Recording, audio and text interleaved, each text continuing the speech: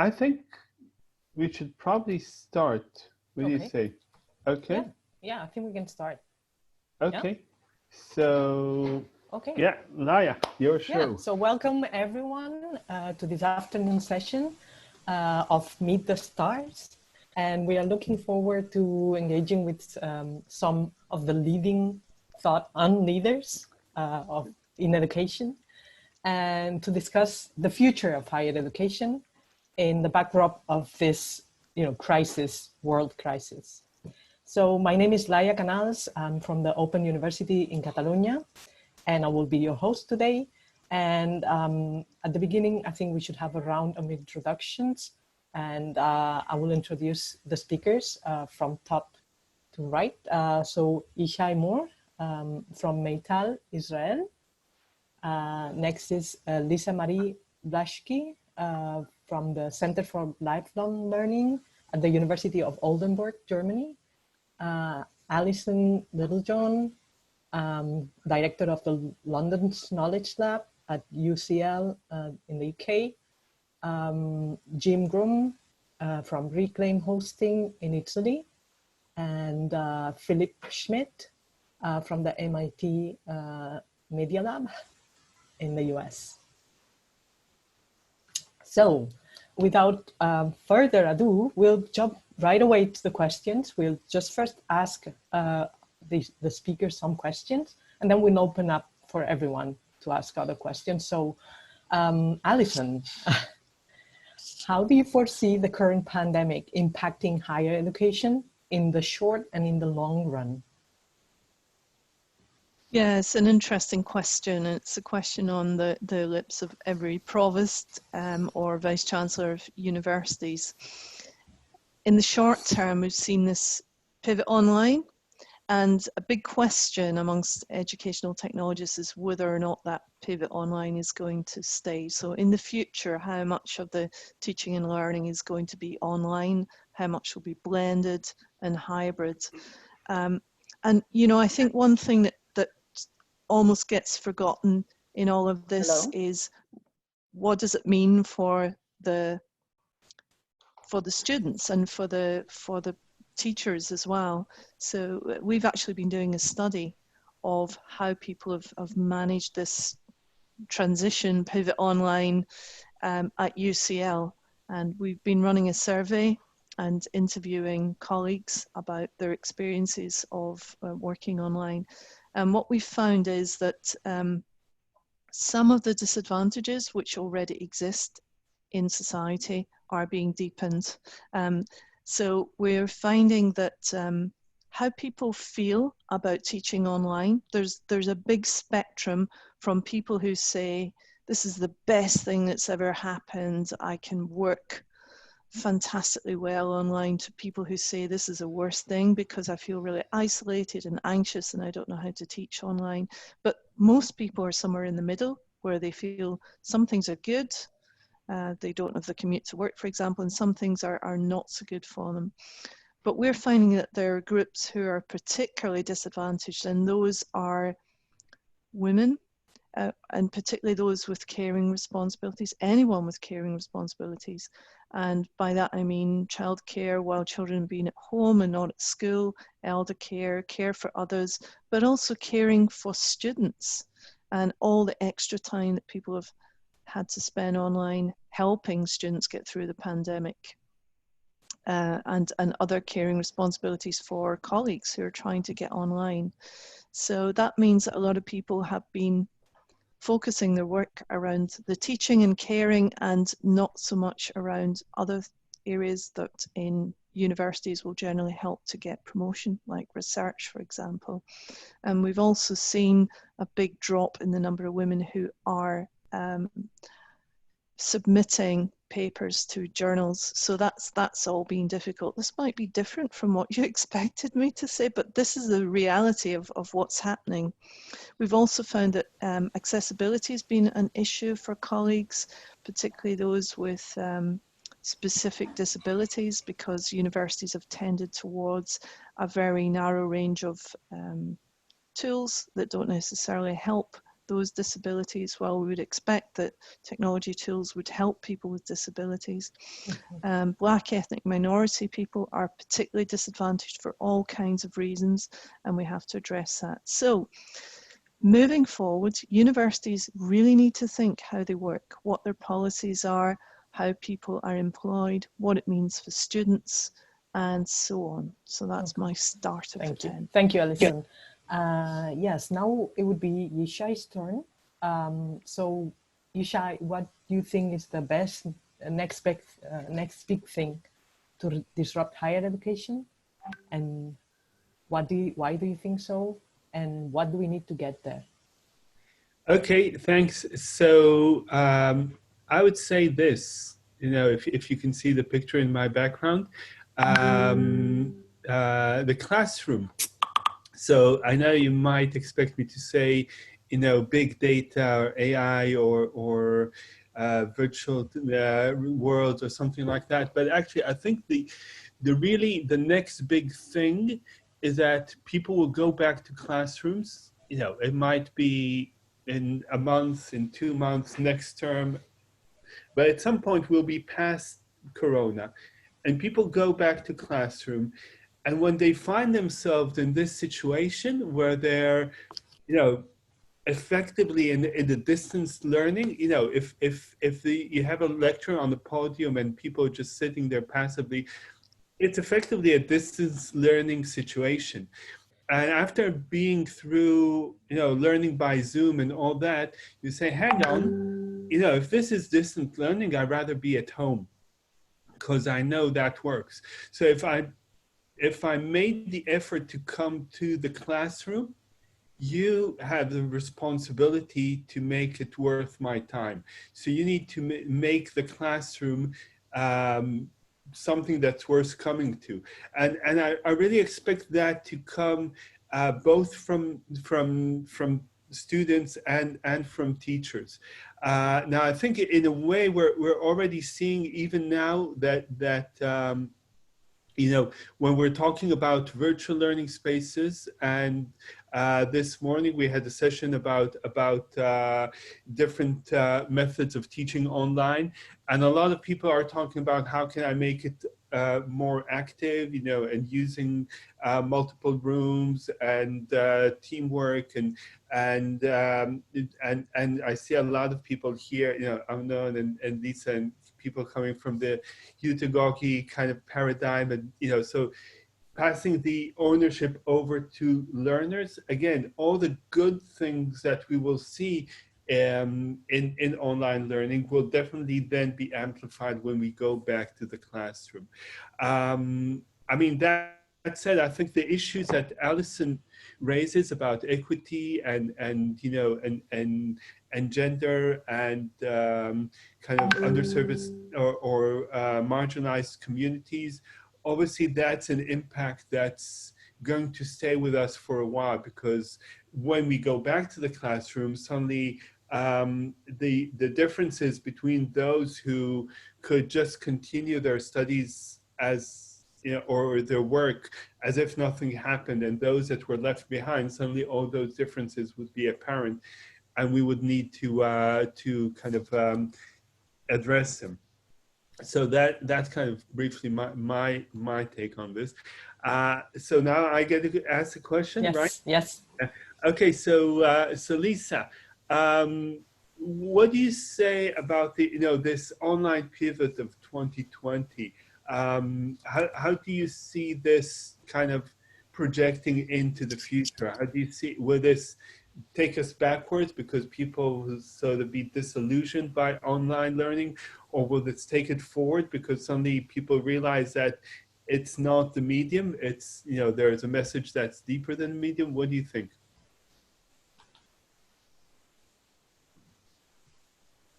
You're muted. Yeah, I know. This is one of my Zoom problems I have every single time I use Zoom. I think the short answer to your question is yes, because I think there are really a couple of groups of people that we're looking at right now. There's the group that says, I really just want to go back to the way things were before. There's the group that says, well, I'm just going to try to muddle through, tread water until we know what's going to happen. And then there's a group that says, okay, we've got this. Let's try to use this as an opportunity. And so what I've been doing in the last few months is really concentrating on that third group and trying to move the other groups into that third group to look at the opportunities that online offers. Because if you stay, if you stay in that place where you say, okay, face-to-face is really the only and the best way, then you really miss out on the opportunities that online offers you. For example, more engagement with your learners, an opportunity for them to take more responsibility for their learning. And here again, I bring up the pedagogy of the self-determined learning aspect. Giving them agency to make decisions about their learning. And this is something that's been coming out of the pandemic as well. People have been saying, or students have been saying, I really like being able to make decisions about things, taking more responsibility for the work that I'm doing. And so I think it could go either way. It's really going to be dependent both on the teachers and on the students, because teachers are going to have to let go of that need to control the classroom. I mean, we have instances here in Germany where teachers say, okay, you have to be in class at 2 o'clock. You come in, I'm going to lecture to you for an hour or 2 hours, and then you ask a couple of questions, and then you can go home, and then you fulfilled your requirement of coming to class.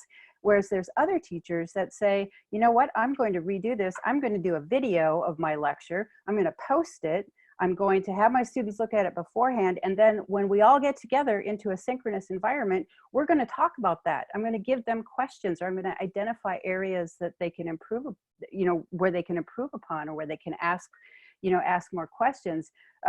So it really depends on the teachers, the amount of agency that they give the students, and also on the students. How much agency are they willing to accept? Because there are the students that say, I don't want to do online learning. I don't want to take responsibility for my learning. I want my instructor to give me a lecture and tell me what it is that I need to learn, instead of giving them that opportunity. So I think it could go both ways, but I'm of course an advocate for, let's go out there, let's take every opportunity that we can to embrace online learning, to really get the benefits of both, because that is going to prepare us for the future, because we've got a future where we're not sure what's going to happen next. So my advice to my instructors is always go out, find a solution that can work in both worlds, in the online world and in the face-to-face world, and then adapt it as we move forward. So that would be my long answer to your question. I guess I'm asking the next question, and this is open to anyone who would like to answer it. Is that right, Leah?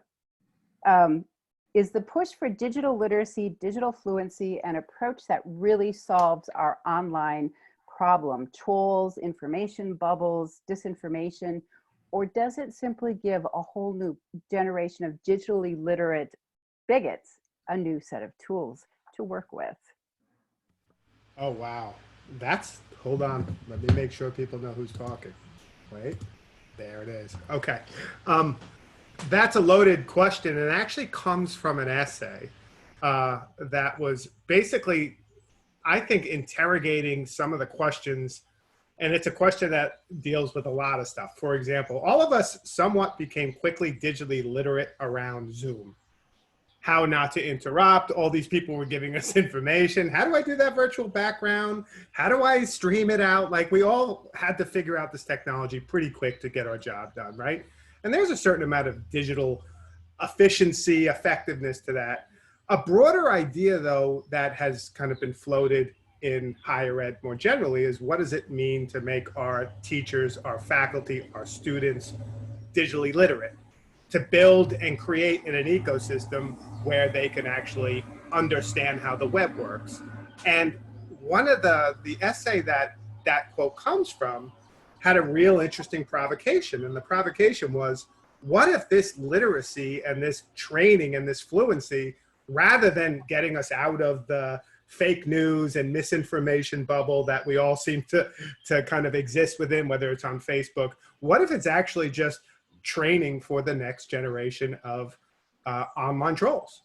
And that's a really problematic question that I don't know if I have a full answer to, because I have been of the camp that by understanding the web, by understanding this technology, by understanding how these tools work, we're creating a next generation environment for teaching and learning. Some of which, like Yishay is suggesting, no, we need to get back to the classroom. So that's not even a kind of stable point.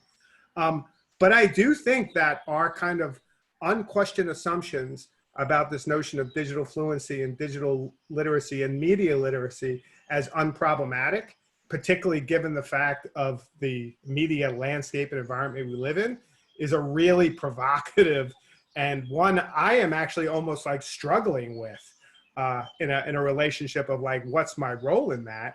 And, you know, what does that look like? So I don't know if that's an answer as much as a kind of a reframing of the question, because I don't know. I want to believe that, no, maybe it's all good, but I'm not convinced. I think there is something that goes beyond digital literacy, and that's what I would call epistemic literacy. And it's about, you know, understanding how to judge if something is worth conversation, if something holds any value. And the problem, you know, people can, I mean, it's very easy to sort of teach digital literacy in the technical terms, right? But as you say, you know, if you have a very, you know, I mean, if you get a driving license at 16 and then you can get a very fast car, that doesn't mean that you're really someone that, you know, is safe to be with on the road, right? I mean, there is a sort of deeper understanding of your responsibility as a driver, which, you know, I don't know how you teach it. I mean, some of us pick it up, some of us don't. There's an adjunct to that is interesting, and I never turned off my color bar, so I'm sorry. But there's an adjunct to that that's interesting, in that as we go digital, and we have gone digital globally for conferencing, for video stuff, a question about that notion of, is that how we exist, right? Is there a kind of philosophical relationship to our being and our presence online through these media, and what that means in terms of not only our presentation, but how we communicate, you know, how we really do some basic things which we understood as the, you know, as the simple glue that pulled together a learning institution or a learning relationship. And so I think it's not even just like, oh, I'm efficient with the tools. It's, oh, to be and to exist and to practice within this space now, there are certain expectations, syntactical, grammatical, that are virtualized and technical. And I think in that regard, it really starts to not just be like, oh, technically and philosophically, the two shall never meet. It starts to become, this world gets more matrixy, if you know what I mean.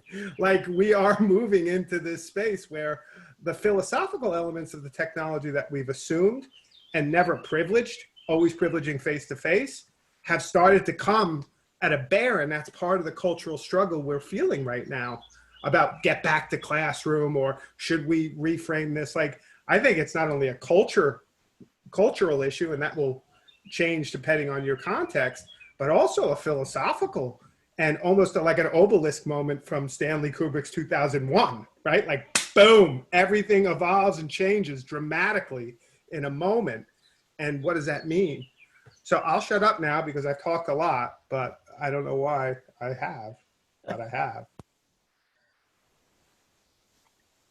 Okay, the next question is for Leah, and that is, do you think what some have called emergency remote teaching is here to stay, or will we see the surge of more reflective approaches to online learning being born out of this situation? That's a really good question. I'm looking forward to hearing. Yeah, so, well, first, I think we all agree that this change, right, this transition to online was, you know, inevitable. It just got accelerated, right? And in that acceleration, a lot of things fell apart. I think it was very much rushed, and that's why they termed this, the term emergency remote teaching makes a lot of sense, because it was not well thought, and the outcomes of all that, some can be good, but most of them will be like trial and error, right? And what I've seen is in my kids, for instance, in my kids' case, in my kids' school, they got it right, but they got it right because they had the common sense to make something up very quickly, and even more quickly than in my kids' school. It was arranged in my kids' extracurricular activities. So from one day to the next, they were doing basketball practice in the court, and the next day they were doing it online on Zoom. And for the teachers, it took a bit longer than for the extracurricular activities. And I was surprised that that some got it somewhat right so fast. But so I think since we have a lot of people trying, so some of it will come out nice and good. But also this rushing into the online realm or distance learning, I see some bad practices or some problems that I see in many places, right? And one of it is like the translating everything that you do face-to-face exactly online, which is like the rookie's mistake, right? And the second is this obsession with an over-reliance on synchronicity. And everything needs to happen at the times that, you know, you have to sit the kids in front of the computer between 9 and 12, and then have a lunch break, and then sit them back in front of the computer in the afternoon. And I think this evidences a lot of a lack in teacher preparation, and obviously lack of guidance also from teaching, from leaders in the schools, and also from governments. So lack of guidance on how to implement and use technology for good online learning, right? So that would be my answer. And now I need to ask a question to somebody who hasn't talked yet, Philip. Yeah. So what tools outside the traditional virtual learning environment or learning management systems are being used? I know you founded a P2P university, right? And which is mostly based on communities, right? And learning from each other. So what can you tell us about that?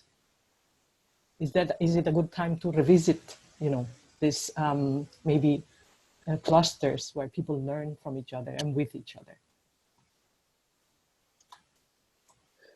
I think it is, but I kind of want to also chime in on an earlier question. And it's what Yishai said about that the expectations are going to shift. And I hope he's right, but I worry that he may not be, because my sense is that people are much more accepting of the in-person lecture, because afterwards they can go to the break and hang out with their friends. They're in a space together that feels social, and it's reserved for learning, and you're not as distracted because you've kind of made the commitment to go to campus. And even though those are all bad, like I completely agree, it's bad pedagogy, I just think that people are much more willing to accept and live with the bad pedagogy if they get to hang out with their friends before and afterwards. And they're much less understanding of this if they have to do it online. Like, it's just zero fun online. And in the classroom, okay, 10 more minutes and then finally we can get out of here. So I am worried that we're at this moment that's in some ways this huge opportunity. I think to Allison's point, it's like it's bringing inequities into such stark contrast. But in some ways, for 20 years, we've been promising that digital technology can help solve the equity problem, or at least alleviate it, right? So, and what we're realizing is it's making it worse, because the people who have other responsibilities or who don't have the same level of access are hugely falling behind. They're completely falling out of the picture, actually. We don't even see them on the Zoom room. Like, they're not even, no one even knows that they've fallen behind. And then secondly, with pedagogy, I feel like, you know, we've been, I mean, this is me, I shouldn't say we, I think we, but I'll take full responsibility. I've been trying to tell people, like, this could be great. We could be learning in these new environments online. And now that it's like, we are all learning online, and what's happened is really not that. It's lectures, and it's pretty demotivating. And so I'm actually worried that there's going to be this backlash where people say it's actually not working at all, this online stuff. Like, we've tried it now, and we need to go back to face-to-face, and that's the only thing that works. And that the pioneers right now are not able to get their message across, or not able to get enough pilots going at scale so that it counters kind of the other narrative. So sorry, that's a little bit, but to your point, I think the most interesting things are where people use tools that were not designed for learning, or for running, or for actually maybe for learning, but not for education, for like teaching people, but more for collaboration. So things like Notion, for example, it's like a wiki, basically. It's a fancy new wiki that's unfortunately not open source. Or things like Miro, which is again, not open source, but it's like a fancy whiteboarding application where you can move Post-it notes around. Or Slack, or things like Slack, Mattermost, like there's lots of open source. So it's like the tools that people use to communicate, to collaborate, to hang out with each other, to talk to each other. I feel like the best examples, they're starting with those tools rather than with learning management systems. We've almost kind of, we're already going in the wrong direction if we think of this as a management problem. So I'm still hopeful. I'm an optimist. I know all of you are. So I'm hoping that we can kind of start shifting this a little bit, the narrative, but also the actual practice. Because at MIT, we've done, like Alison, I've spent the last 3 months talking to people, interviewing people, and MIT actually has done a huge amount of surveys. And the results are not encouraging. A lot of students are considering to take a gap year if there's any sense of this continuing. Motivation has been reported as a huge issue. It's just students aren't motivated to participate. They came to MIT because they wanted to be part of this community. They wanted to feel connected to the institution, and they don't right now. And so I'm trying to, as fast as possible, kind of get some alternatives launched, and so that people see, no, there's actually some real benefits to this, and it can improve equity, it can improve pedagogy, and so. But we've got our work cut out for ourselves, I think. If I get to ask a question, it's to anyone who wants to answer, but it's about how will this affect institutions going forward, and how does this highlight certain strengths in different models? So for example, public versus private, or small versus large, or open universities or online universities versus more campus-based universities. Like what do we think is going to be the effect on the institution of the university from all of this? If I can respond to that, Philip, I think it's a fantastic question, because I think some of the ways that education is going to be disrupted are not in the ways that we tend to talk about up front. I think finance is going to be one of the major disruptors, and that some of the public institutions have already been struggling with, at least in some of the Western countries, with a reduction in government funding. So they're still public institutions, but they're having to operate in an almost private way. And I think that gives them a disadvantage over some of the private institutions. And so obviously a difficulty, particularly universities who rely on international students. There's a worry that there'll be a big reduction in the number of students. In at UCL, we have done scenario planning, and we're planning for a reduction of up to 50% of our students who possibly can't come to campus. But we don't know what's going to happen. It's a huge uncertainty, and universities have never had such a high degree of uncertainty as we have now. So we just have to adapt and learn how to deal with these types of uncertainty. The online universities right now seem to be benefiting because they're having a higher number of applications from students who are thinking, well, if I can't go onto campus and I'm not sure whether I can or not, then I might as well do a year online or study online somehow. So I think in the short term, they're benefiting. But then again, longer term, we don't really know what the impact is going to be. Yeah, and looking at this from the US perspective, in terms of just watching that. I'm actually in Italy, but my career and my work mainly happens in the United States.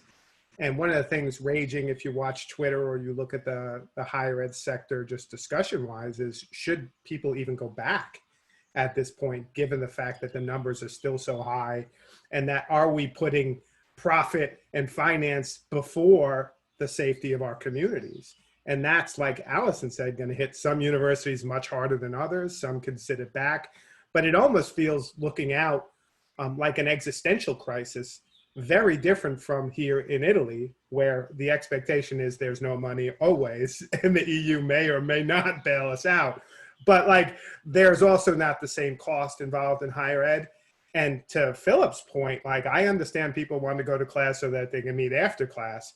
But when your parents paying $50,000, $60,000, $70,000 a year to do that in a virtual reality where everyone has the same environment, everyone has the same LMS, everyone has the same technology tools, like, what are we talking about there? Like, there's no differentiation outside the professor and outside that relationship, which opens up a whole nother question about the MOOC rock star professors who create their own. So like, in some ways, there is some deep existential questions, at least from the United States, as I look at it, given the relationship to financing of higher ed, how big a part of that is for the everyday person's debt load, and what that would look like if this started to collapse for that economy. So it's, you know, we're still in it enough. Italy now, we're going into like, hey, we're outside. Hey, I cannot wear my mask in certain contexts, right? In the US, it's still people battling over, can I wear a mask in the store? I mean,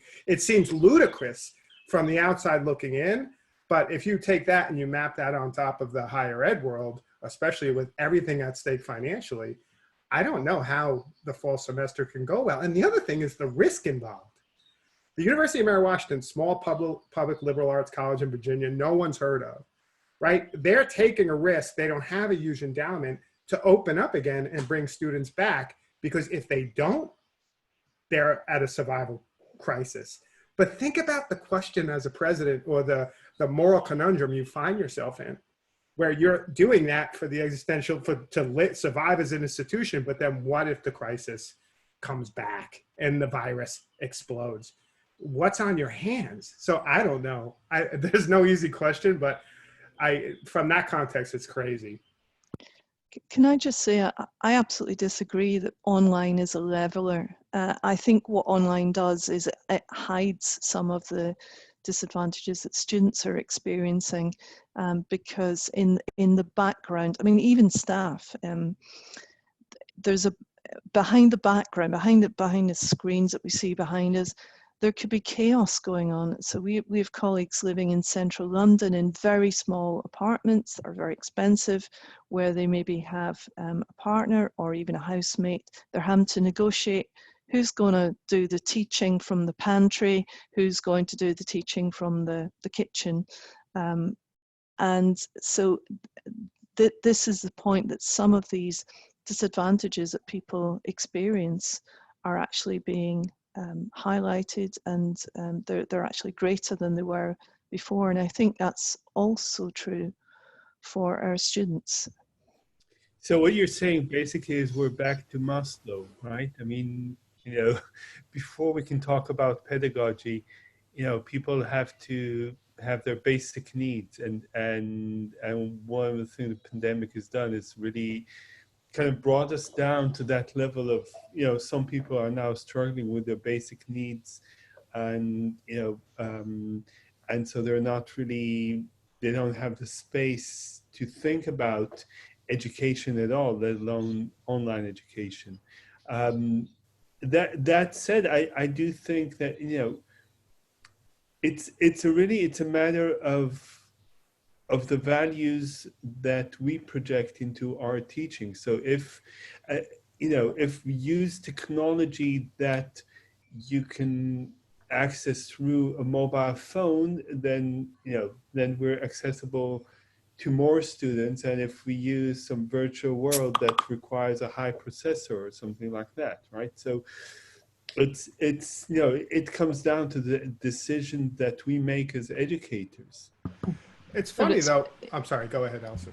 So I was just going to say, but it's beyond the technologies. The technologies are, you know, in some people are advantaged by using technologies because there are people with disabilities who can't go on a campus. For example, that's why open universities tend to have a very high proportion of very talented students who just happen to have a disability. However, the point is that even if we use the most mobile technologies, there are people whose living circumstances makes it more or less impossible for them to learn or to teach because they simply don't have the thinking space. I see there's an interesting comment here from... I think there are several questions actually, and we said we would open up for people, so... Maybe this is the right time to do that. Yeah. So yeah, first it was Einat asking whether what we were saying was referring to, it was a global phenomena or more local. Einat, do you want to elaborate on that, or? Yeah. Because I don't know exactly what at that point where you were referring to. Yeah. Okay. Thanks. Well, it became a bit depressing hearing that institution will be closed down in the US, etc. So I was wondering whether it's only in the US or is it like a worldwide phenomena that institutions, like the enrollment will be lowered and institution will close, or whether maybe it's contrary, like people will have more time. So maybe they wouldn't want to pay necessarily, but they'll have time to study, or they want to switch occupations. So let's take, let's say they decide they want to study programming for now because it opens more opportunity rather than history, etc. So I'm wondering about like what will be in a global sense and also in a local sense in Israel about the higher education. Well, I'll jump in here. Yishay did note that, you know, Israel didn't get hit as hard, and good for you all. Like you were able to manage some of that. Italy got hit really hard. Yeah. But Italy got hit really hard in late February, early March, locked down severely, and now we're coming out pretty cleanly. The US didn't, and so it's uneven depending on the country and the context. So to your point, though, that I think is interesting is while I agree with Alison that there are real particular like disadvantages for folks given the context of I can't do this in my apartment or I don't have the technology, at the point being together is not a possibility. As we've all dealt with to some degree over the last 3 or 4 months, the internet has proved a boon. Like no matter what we say about online learning, no matter what we say, whether you do it well or bad, like it's allowed a lot of us to do things we couldn't have done without it. And also we have communities and places where we go to think, to learn, to share, to commune online. There's no reason why we can't figure that out for higher ed well.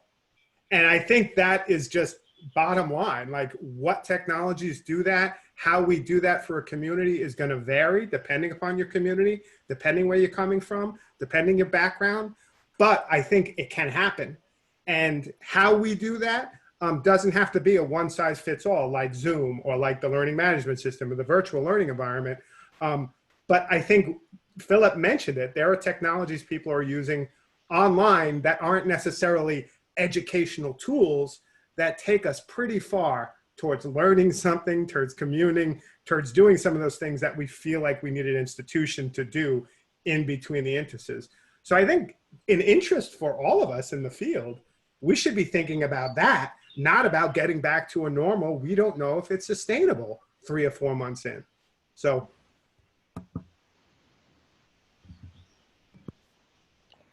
I'd like to add something, if possible. Sure.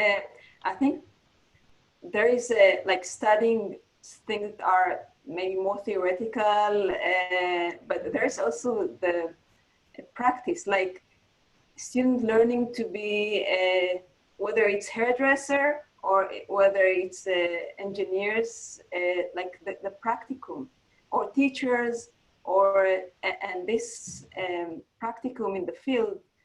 When the field is in chaos, this is another really challenge. So it's one thing to move to Zoom, to Moodle, whatever, and to do synchronous or asynchronous classes, but it's another challenge how to make sure that the student really have the practicum to become nurses, doctors, engineers, whatever. Yeah, so it's another thing to think about. It's true that obviously if you want to study philosophy or you want to study programming, it's easier to do that online rather than if you want to study architecture or nursing or hairdressing. Now, architecture, we have a session later today from Bezalel College of Arts where they talk about how they teach design online. So, I think people are finding solutions. Medical professions, it's a challenge, but I think people are finding solutions. Hairdressing, well, the problem is that, if all the hairdressers are closed, that you don't have anywhere to practice, right? I mean, I guess you can practice on your flatmates, but I think that definitely different disciplines require different solutions,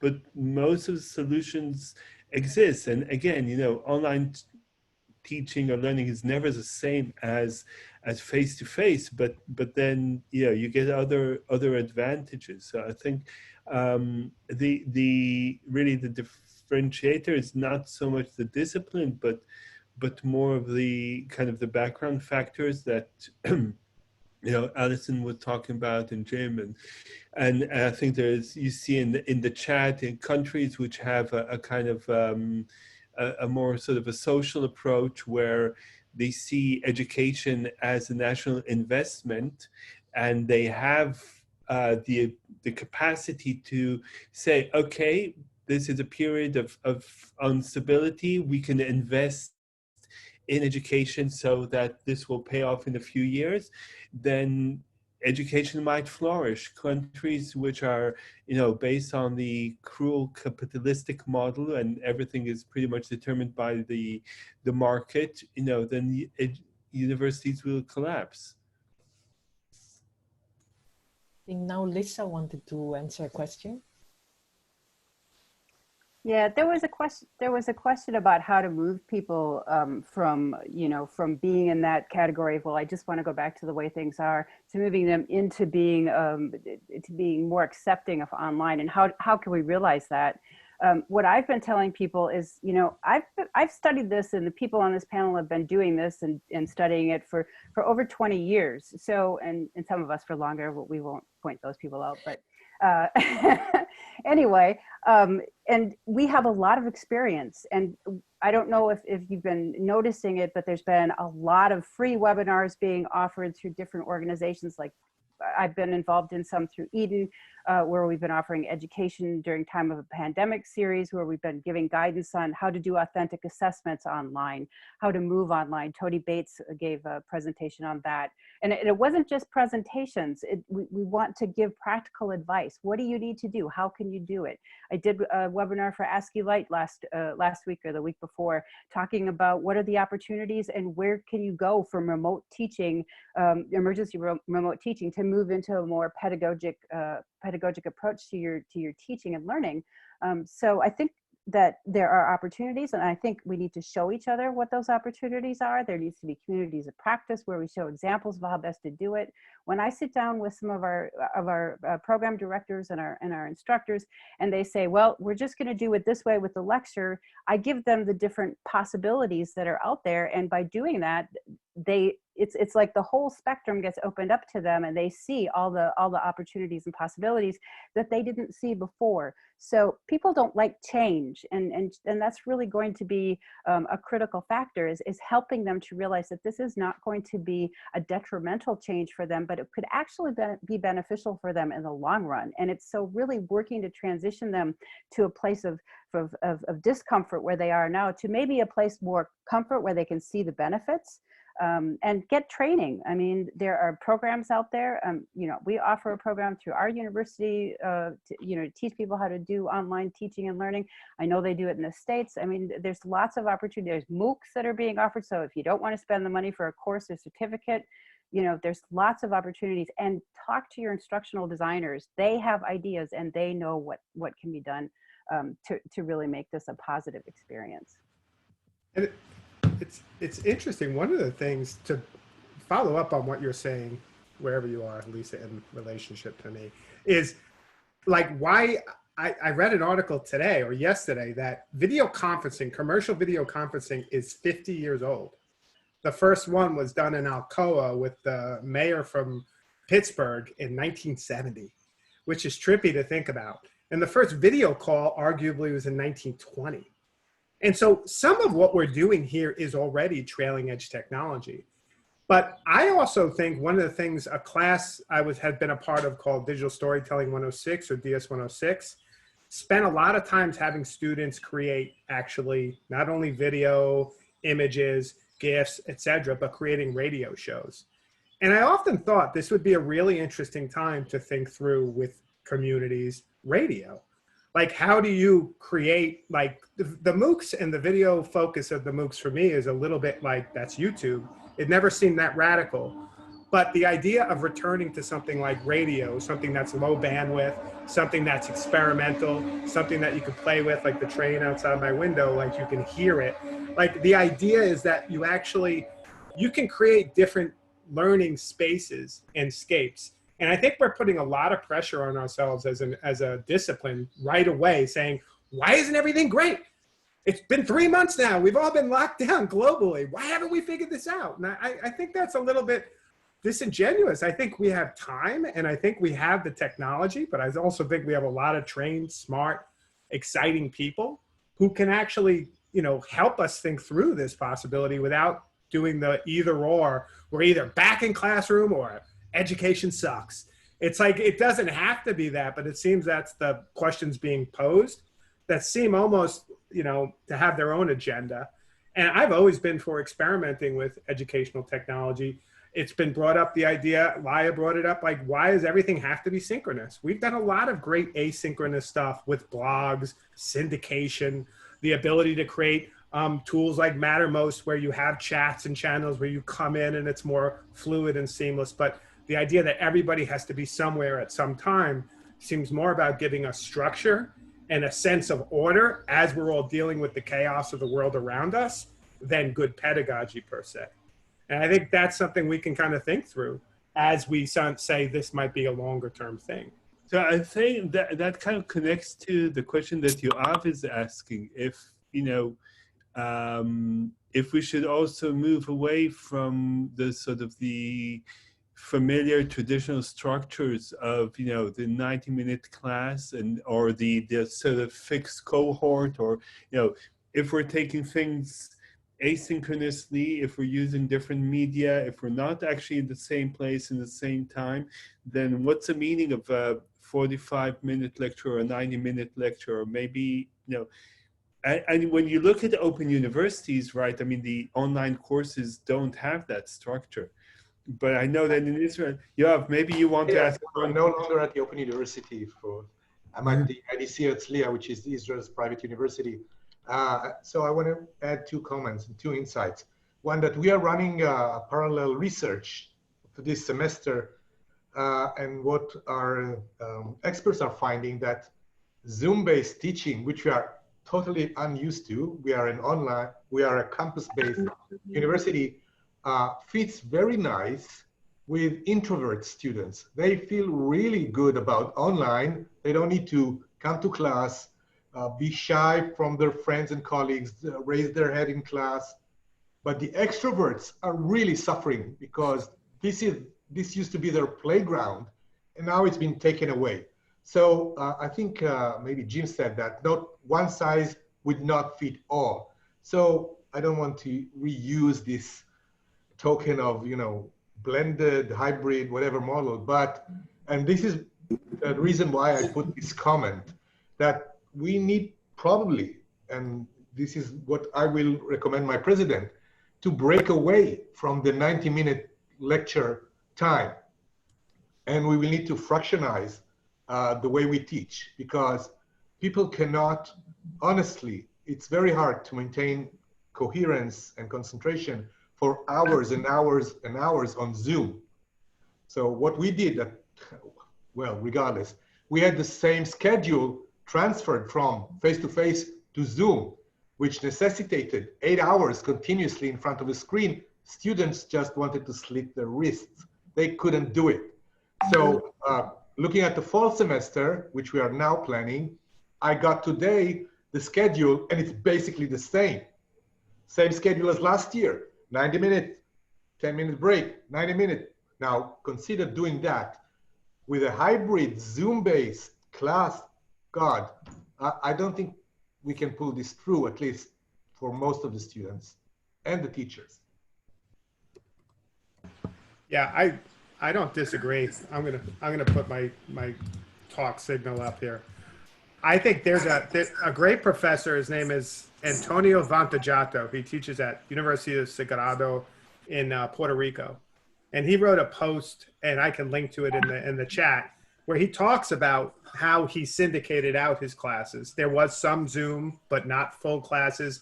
There was some expected work, which happened with blogs and syndication.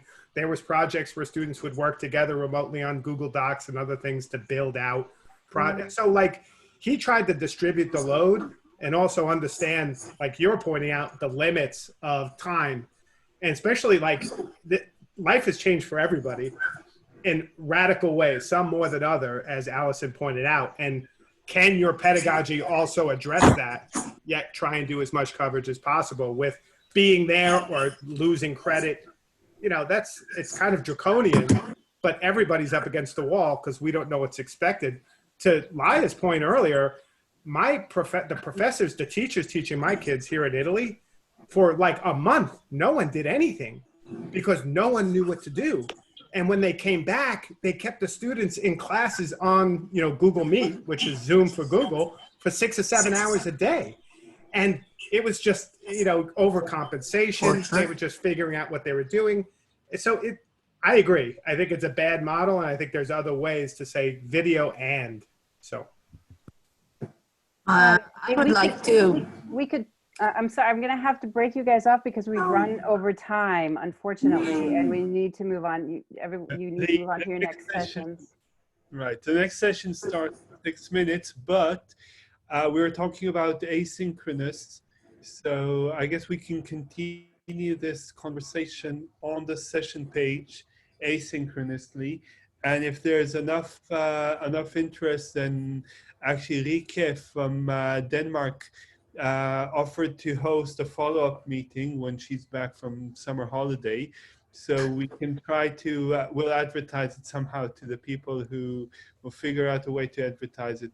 Yeah, we'll Twitter. I would like, can I have 1 minute just to say, okay, whoever has to go, but give me a minute to say what how I see it.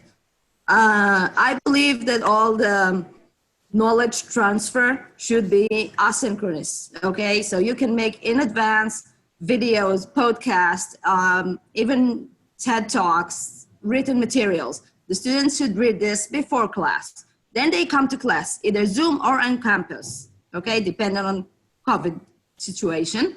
And in class, what they do is group discussion and exercises and PBL and all the things you can do asynchronous. That's the best way to do this, to use the time and resources wisely. Because to do a lecture on Zoom is a waste of time. It's very difficult for a lot of students to sit, and all people, to sit a whole day and listen to lectures on Zoom, and there's no reason to do that.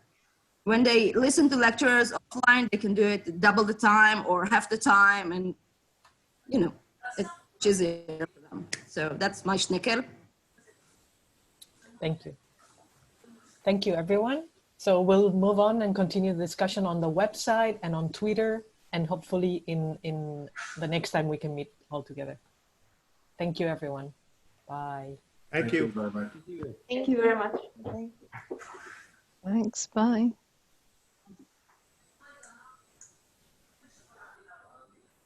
זוהר, לפני שאת מתנתקת.